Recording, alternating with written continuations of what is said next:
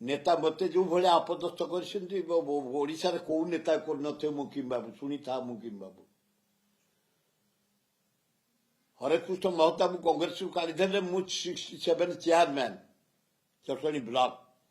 मत काढ़ी मोर दोष किसी ना आपण निजे अच्छा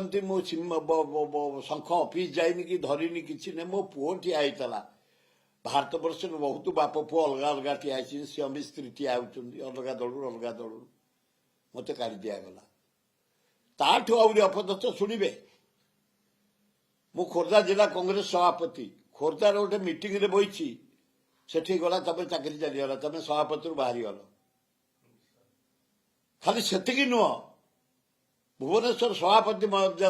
जानकी हमको समय घोषणा कर दिगला भुवनेश्वर सभापति 9टा बेले घोषणा करागला 3टा बेले देखला आउ जन सभापति सारा